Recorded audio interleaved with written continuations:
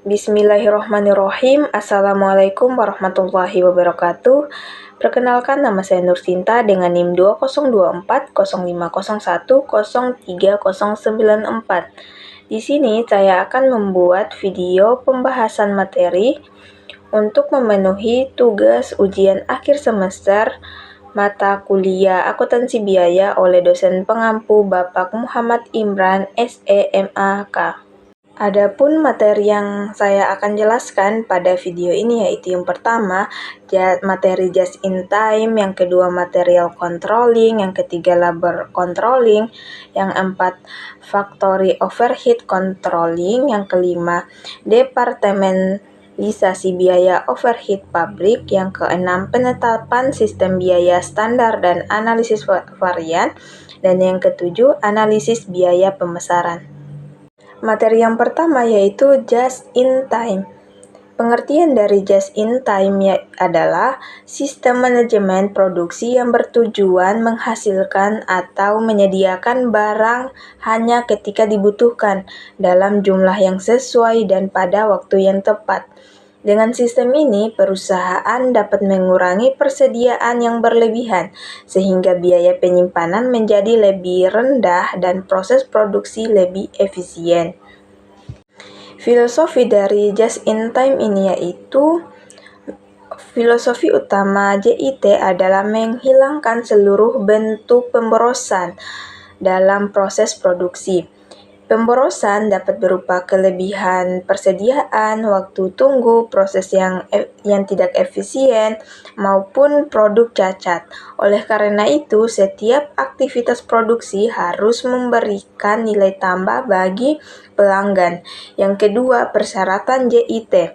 Agar JIT berjalan dengan baik, perusahaan membutuhkan komitmen dari manajemen, kerjasama yang erat dengan pemasok, tata letak pabrik yang efisien, karyawan yang terampil, serta sistem pengendalian kualitas yang baik sehingga proses produksi dapat berjalan tanpa hambatan.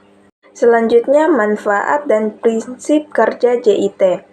Manfaat dari JIT yaitu penerapan JIT dapat mengurangi biaya persediaan, meningkatkan kualitas produk, memperpendek lead time, meningkatkan produktivitas, memberikan fleksibilitas produksi, memperkuat hubungan dengan pemasok, serta menghemat penggunaan ruang penyimpanan. Adapun prinsip kerja dari JIT, yaitu JIT ini menggunakan sistem pull, yaitu proses produksi dilakukan berdasarkan permintaan aktual pelanggan atau stasiun kerja berikutnya. Sistem ini didukung oleh Kanban sebagai alat pengendali aliran material sehingga produksi berlangsung tepat waktu dan sesuai kebutuhan. Selanjutnya, keunggulan dan kelemahan dari JIT. Adapun keunggulan JIT yaitu JIT mampu mengurangi biaya penyimpanan, meningkatkan kualitas produk, mengurangi pemborosan, meningkatkan produktivitas, serta mempercepat proses produksi dan pengiriman kepada pelanggan. Adapun kelemahan dari JIT ini yaitu JIT sangat bergantung pada ketepatan pasokan bahan baku. Gangguan dari pemasok dapat menghambat produksi. Selain itu, sistem ini membutuhkan investasi awal yang cukup besar, serta disiplin dan komitmen tinggi dari seluruh organisasi. Selanjutnya, strategi penerapan JIT. Strategi utama dalam penerapan JIT meliputi pengembangan pemasok, penerapan produksi berulang, pengurangan waktu setiap dengan metode, pelatihan karyawan, implementasi secara bertahap, dan pengukuran kinerja secara berkala. Materi yang selanjutnya yaitu material controlling. Adapun pengertian dari material controlling adalah proses perencanaan, pengadaan, penyimpanan, penggunaan, dan pengawasan bahan baku agar tersedia dalam jumlah, kualitas, waktu, dan biaya yang tepat. Sistem ini bertujuan memastikan kelancaran proses produksi sekaligus menghindari pemborosan dan kekurangan persediaan. Selanjutnya, tujuan material controlling. Adapun tujuan dari material controlling yaitu yang pertama, menjamin ketersediaan bahan baku saat dibutuhkan. Yang kedua, menghindari kelebihan maupun kekurangan persediaan. Yang ketiga, mengendalikan biaya penyimpanan dan pembelian. Yang keempat, meningkatkan efisiensi dan proses produksi. Dan yang terakhir, menjaga kualitas bahan baku yang digunakan. Selanjutnya yaitu fungsi material controlling. Adapun fungsi dari material controlling yaitu yang pertama, merencanakan kebutuhan material, yang kedua mengawasi persediaan di gudang, yang ketiga memastikan penggunaan bahan baku secara efisien, yang keempat mengendalikan proses pembelian, dan yang kelima menyediakan informasi stok untuk pengambilan keputusan. Selanjutnya, manfaat material controlling. Adapun manfaat dari penerapan material controlling yaitu membantu perusahaan mengurangi biaya operasional, mencegah pemborosan bahan, meningkatkan efisiensi produksi, menjaga kelancaran proses kerja, serta meningkatkan pelanggan melalui ketersediaan produk yang tepat waktu. Memastikan penggunaan bahan baku secara efisien. Selanjutnya yaitu labor controlling. Pengertian dari labor controlling adalah proses perencanaan, pengawasan, dan pengendalian tenaga kerja agar penggunaan sumber daya manusia berjalan secara efektif dan efisien. Tujuannya adalah memastikan tenaga kerja mampu mencapai target dan produksi dengan kualitas yang baik serta biaya yang terkendali. Adapun tujuan dari labor controlling yaitu mengoptimalkan produktivitas tenaga kerja, mengendalikan biaya tenaga kerja, memastikan jumlah karyawan sesuai kebutuhan, meningkatkan kualitas dan kinerja karyawan, serta mendukung tercapainya target produksi perusahaan.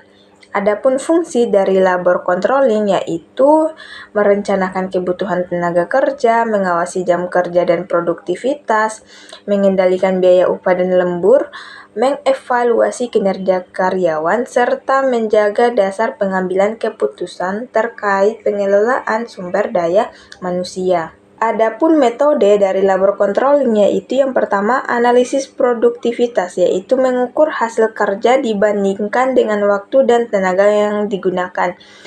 Yang kedua, time study, mengukur waktu standar untuk menyelesaikan suatu pekerjaan.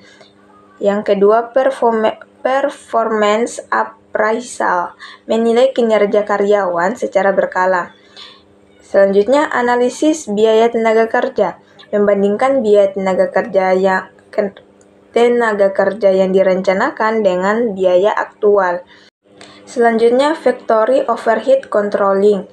Adapun factory overhead controlling adalah proses perencanaan, pengawasan, dan pengendalian biaya overhead pabrik agar penggunaan biaya produksi selain bahan baku langsung dan tanpa tenaga kerja langsung dapat berjalan secara efisien. Biaya overhead meliputi biaya listrik, air, penyusutan mesin, pemeliharaan, sewa pabrik, serta perlengkapan produksi. Adapun fungsi dari factory overhead controlling yaitu menyusun anggaran biaya overhead. Yang kedua, membantu pengeluaran overhead selama proses produksi. Yang ketiga, membandingkan biaya aktual dengan angguran. Yang keempat, menghasilkan penyimpanan biaya. Dan yang terakhir, menjadi dasar pengambilan keputusan dalam pengendalian biaya. Selanjutnya, departementalisasi biaya overhead pabrik. Departementalisasi biaya overhead pabrik adalah proses mengelompokkan dan membebankan biaya overhead ke setiap departemen dalam perusahaan sesuai fungsi dan aktivitasnya. Tugasnya agar biaya produksi dapat dihitung secara lebih akurat dan pengendalian biaya menjadi lebih efektif. Selanjutnya, jenis departemen. Adapun jenis departemen yaitu yang pertama, produksi, yaitu departemen yang secara langsung menghasilkan produk. Dan yang kedua, departemen jasa, yaitu departemen yang bagian pemeliharaan gudang atau utilitas. Yang kedua, proses departementalisasi. Adapun proses departementalisasi yaitu yang pertama mengidentifikasi seluruh biaya overhead pabrik. Yang kedua, mengelompokkan biaya ke departemen yang sesuai. Yang ketiga, mengalokasikan biaya departemen jasa ke departemen produksi menggunakan dasar pembebanan yang tepat. Dan yang keempat, membebankan biaya overhead ke produk berdasarkan tarif overhead yang telah ditentukan. Selanjutnya, penetapan sistem biaya standar dan analisis varian. Adapun pengertian biaya standar adalah biaya yang telah ditentukan terlebih dahulu sebagai dasar atau patokan untuk melaksanakan kegiatan produksi dalam kondisi yang normal. Standar ini digunakan untuk membandingkan biaya yang direncanakan perusahaan dapat mengendalikan biaya secara lebih efektif. Adapun komponen dari biaya standar yaitu yang pertama, standar biaya bahan baku. Adapun standar biaya bahan baku yaitu standar harga dan kualitas bahan yang digunakan. Yang kedua, standar biaya tenaga kerja yaitu standar upah dan waktu kerja. Dan yang ketiga, standar biaya overhead pabrik yaitu standar biaya tidak langsung yang digunakan selama proses produksi. Yang kedua, analisis varian. Adapun pengertian dari analisis varian adalah proses membandingkan biaya standar dengan biaya aktual untuk mengetahui apakah terjadi penyimpangan atau varian. Hasil analisis ini digunakan untuk mengevaluasi efisiensi serta mencari penyebab perbedaan biaya. Yang kedua, jenis-jenis varian. Adapun jenis-jenis varian yaitu yang pertama varian bahan baku yaitu selisih harga atau jumlah bahan baku yang digunakan. Yang kedua, varian tenaga kerja yaitu selisih biaya akibat perbedaan tarif, upah, atau waktu kerja. Dan yang ketiga, varian overhead pabrik yaitu selisih antara biaya overhead yang dianggarkan dengan biaya yang sebenarnya terjadi. Selanjutnya, analisis biaya pemasaran. Analisis biaya pemasaran adalah proses mengidentifikasi, mengukur, dan mengevaluasi seluruh biaya yang dikeluarkan perusahaan untuk memasarkan produk atau jasa. Analisis ini bertujuan mengetahui apakah biaya yang dikeluarkan sudah efektif dan memberikan hasil yang optimal dalam meningkatkan penjualan. Adapun tujuan analisis biaya pemasaran ini yaitu yang pertama, mengendalikan pengeluaran biaya pemasaran, yang kedua, menilai efektivitas kegiatan pemasaran, yang ketiga, menentukan strategi pemasaran yang lebih efisien, dan yang keempat, meningkatkan keuntungan perusahaan, dan yang kelima, menjadi dasar dalam pengambilan keputusan manajemen. Selanjutnya, metode analisis. Adapun metode analisis yaitu yang pertama, analisis cost-benefit. Analisis cost-benefit yaitu membandingkan biaya pemasaran dengan manfaat atau keuntungan yang diperoleh. Yang kedua, analisis profitabilitas yaitu mengukur laba berdasarkan produk, wilayah, atau pelanggan. Yang ketiga, analisis return on marketing investment, mengukur tingkat pengembalian dari investasi pemasaran. Dan yang terakhir, analisis varian biaya yaitu membandingkan biaya pemasaran yang dianggarkan dengan biaya aktual. Selanjutnya, manfaat analisis biaya pemasaran. Adapun manfaat dari analisis biaya pemasaran yaitu yang pertama, analisis biaya pemasaran membantu perusahaan mengetahui kegiatan pemasaran yang paling efektif, mengurangi pemborosan biaya, meningkatkan efisiensi penggunaan anggaran, serta memaksimalkan keuntungan melalui strategi pemasaran yang tepat. Dan yang kedua, analisis return on marketing investment mengukur tingkat pengembalian dari investasi pemasaran. Dan yang terakhir, analisis varian biaya membandingkan biaya pemasaran yang dianggarkan dengan biaya aktual. Mungkin itu saja materi yang saya bisa sampaikan. Lebih dan kurangnya mohon dimaafkan. Saya akhiri, wabillahi taufiq wal hidayah. Wassalamualaikum warahmatullahi wabarakatuh.